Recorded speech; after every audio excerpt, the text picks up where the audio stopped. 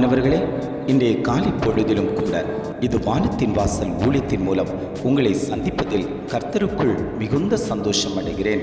நன்மைகளுக்காக காத்து கொண்டிருக்கிறீர்களா?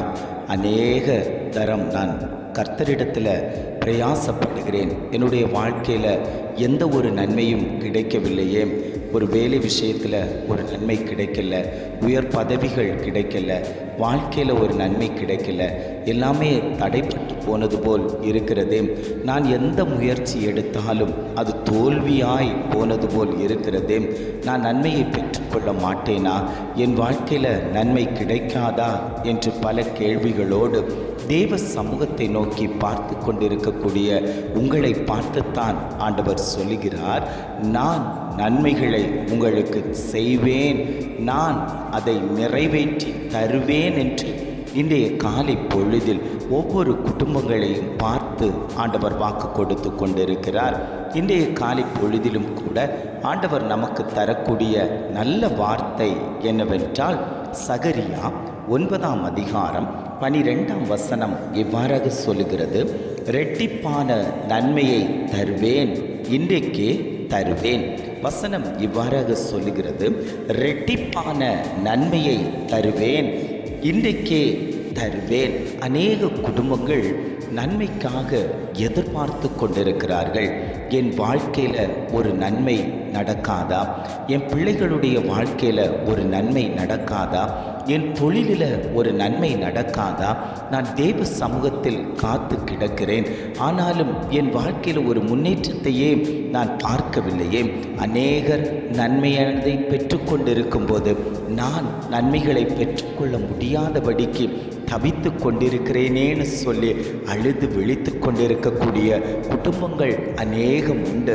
ஆண்டவர் சொல்லுகிறார், உன் நன்மையை பறித்து கொள்வதற்காக சத்துருவானவன் எத்தனை பண்ணி கொண்டிருக்கக்கூடிய நேரத்தில் நான் உன் குடும்பத்தில் உலாவி உன் குடும்பத்துக்குள் வந்து உன் நன்மைகளை பறித்து கொள்ள விடாதபடிக்கு நான் அந்த சத்துருக்களை முறியடித்து உன் கரத்தில் அந்த நன்மைகளை தருவேன் என்று ஆவியானவர் திட்டமும் தீர்மானமுமாய் குடும்பங்களை பார்த்து அவர் பேசிக்கொண்டிருக்கிறார்.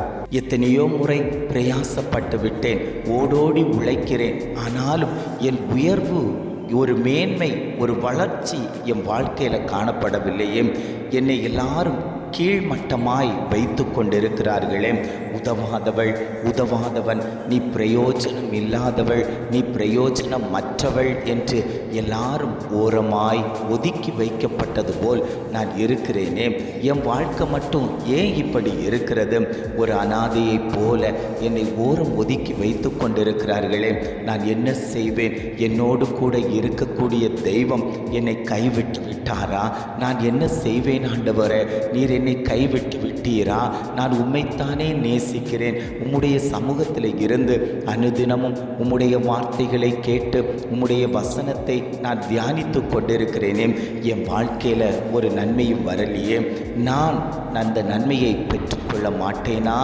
அப்படி என்று சோதனையோடு வேதனையோடு பலன் இல்லாமல் நீங்கள் சோர்ந்து போய் இருக்கிறீர்கள் அல்லவோ, இந்த நன்மை கிடைத்தால் என் வாழ்க்கையில் ஒரு உயர்வானதை நான் பெற்றுக்கொள்வேனே, இந்த கடனை அடைக்கலாமே, இந்த பொருளை வாங்கலாமே, இந்த காரியத்தை செய்யலாமே, இப்படி பல எண்ணங்களோடு நன்மைக்காக எதிர்பார்த்து கொண்டிருக்கிறீர்கள். ஆண்டவர் சொல்லுகிறார், தடைப்பட்டு நிற்கக்கூடிய அநேக நன்மைகள் உங்கள் கரத்தில் வந்து சேரும், அதை நான் உங்களுக்கு கொண்டு தருவேன். வானத்தின் பலகணிகள் உங்களுக்காக திறக்கப்பட்டிருக்கிறது. இரும்பு தாழ்பாள்களை உடைத்து வெண்கல கதவுகளை உடைத்து அந்தகாரத்தில் இருக்கக்கூடிய பொக்கிஷங்களை நான் உங்கள் கரத்தில் தருவேன் என்று ஆவியானவர் குடும்பங்களை பார்த்து அவர் பேசிக்கொண்டிருக்கிறார். வேதத்தில் யோபுவை குறித்து நீங்கள் பார்ப்பீர்களே ஆனால், யோபு ஊட்ஸ் என்னும் தேசத்தில் செல்வ சீமானாய் இருந்தான். அவனுக்கு அநேக மிருக சம்பத்துக்கள் இருந்தது. தேவனை அறிந்தவன், தேவனுக்கென்று உத்தமனாய் நீதிமானாய் நடந்தவன். அவனுக்கு ஒரு சோதனை வந்தது. சத்ருவானவன் அவன் சரீரத்தில் அவன் வேதனையை படுத்துவதற்காக அவன் உச்சம் தலை முதல் உள்ளம் கால் வரைக்கும் பருக்களால் அவனை பாதித்தான். அவனுடைய செல்வங்களெல்லாம் இழக்கப்பட்டு விட்டது. தன்னுடைய பெற்ற பிள்ளைகள் கூட மரித்து விட்டார்கள்.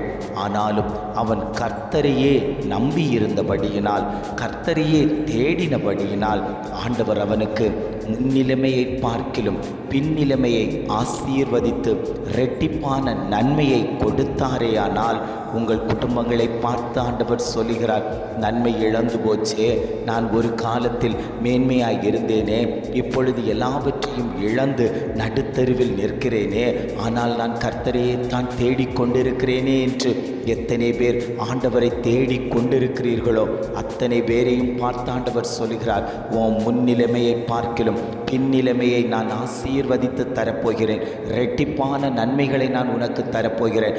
உன் தலைமுறைகள் மேன்மையாய் இருப்பார்கள். உன் பிள்ளைகள் மேன்மையாய் இருக்கும். நீ மேன்மையாய் இருப்பாய். உன் குடும்பம் மேன்மையாய் இருக்கும். அதை உன் சொந்த கண்களால் பார்க்க போகிறாய். அந்நிய கண்கள் அல்ல, அடுத்தவர்கள் சொல்லி கேட்பதற்கல்ல, உன் சொந்த கண்களாலேயே நீ அந்த நன்மையை பார்ப்பாய் என்று ஆவியானவர் குடும்பங்களை பார்த்து தீர்க்க தரிசனமாய் அவர் சொல்லி கொண்டிருக்கிறார். என்னுடைய நன்மைகளை எல்லாம் அடுத்தவர்கள் அபகரித்து கொண்டார்களே, என்னுடைய சொந்த பந்தங்கள் அபகரித்து விட்டார்களே, நான் என்ன செய்வேன் ஆண்டவரே? எனக்கு வழக்காடுவதற்கு என்னால் முடியவில்லை, என்னால் போராடுவதற்கு என்னால் முடியவில்லை. ஆனால் நான் கர்த்தரையே நம்பியிருக்கிறேன். என்னை ஏமாற்றி எடுத்து வைத்தவைகள் அநேகம் உண்டு. அநேக சத்துருக்கள் என்னை அநேக தரத்தில் ஏமாற்றி விட்டார்கள். ஆனாலும் நான் கர்த்தருக்கு உண்மையும் உத்தமனாய் நான் வாழ்ந்து கொண்டிருக்கிறேனே, என் வாழ்க்கை ஏன் இப்படி போய்கொண்டிருக்கிறது என்று அழுது விழித்து கொண்டிருக்கக்கூடிய சகோதரியே, சகோதரனே, உன்னை பார்த்துத்தான் ஆண்டவர் சொல்கிறார், இந்த வருடத்துக்குள்ளாடியே உனக்குண்டான நன்மைகள் உன் கரத்தில் வந்து சேரும். அது இரட்டிப்பான நன்மையாய் ஆண்டவர் அதை தரப்போகிறாய். எவைகளையெல்லாம் இழந்தாயோ அவைகளையெல்லாம் நான் உனக்கு தரப்போகிறேன். ஆவிக்குரிய காரியத்தில் இழந்து போய்விட்டாயா? உலக காரியத்தில் இழந்து போய்விட்டாயா? எந்த நன்மைகளை நீ இழந்தாயோ அத்தனையும் நான் உனக்கு இரட்டிப்பாய் தருவேன் என்று ஆவியானவர் திட்டமும் தீர்மானமுமாய் குடும்பத்தை பார்த்து அவர் பேசிக் கொண்டிருக்கிறார். ஜெபிக்கலாமா? அன்பின் பரலோக பிதாவே, இந்த காலை பொழுதுக்காக நாங்கள் உம்மை துதிக்கிறோம், ஸ்தோத்தரிக்கிறோம் ஆண்டவரே. இந்த காலை பொழுதிலும் கூட ஆண்டவர் எங்களுக்கு அழகான ஒரு வாக்குத்தத்தத்தை தந்தீங்க ஆண்டவரே. இரட்டிப்பான நன்மைகளை தருவேன், இன்றைக்கே அதை தருவேன் என்று எங்களுக்கு அழகான ஒரு வார்த்தையை தந்தீங்களா ஆண்டவரே. அந்த நன்மைகள் எங்கள் வாழ்க்கையில் நிலைவரப்படட்டும் ஆண்டவரே. அது பெற்றுக்கொள்ளக்கூடியவர்களாய் எங்களை மாற்றுங்க ஆண்டவரே.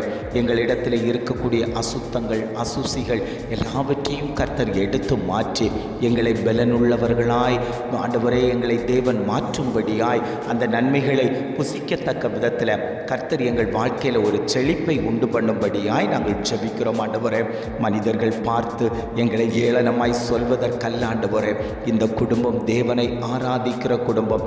தேவனை ஆராதித்ததினால் இந்த குடும்பம் மேன்மைகளை பெற்றுள்ளது. இவர்கள் நன்மைகளை பெற்றார்கள் என்று சொல்லத்தக்க விதத்தில் கர்த்தர் ஆண்டவரே இதை கேட்டுக்கொண்டிருக்கக்கூடிய ஒவ்வொரு குடும்பத்தின் மேலேயும் அந்த ஆசீர்வாதத்தை, அந்த கிருபையை, அந்த அபிஷேகத்தை தேவன் கொடுக்கும்படியாய் நாங்கள் ஜெபிக்கிறோம் ஆண்டவரே. நீர் அப்படியே செய்துவிட்டதற்காக நாங்கள் உமக்கு நன்றி செலுத்துகிறோம். இம்மட்டுமாய் வழி நடத்தின தகப்பன், இனியும் நீர் அவர்களை வழிநடத்தும்படியாய் நாங்கள் ஜெபிக்கிறோம்.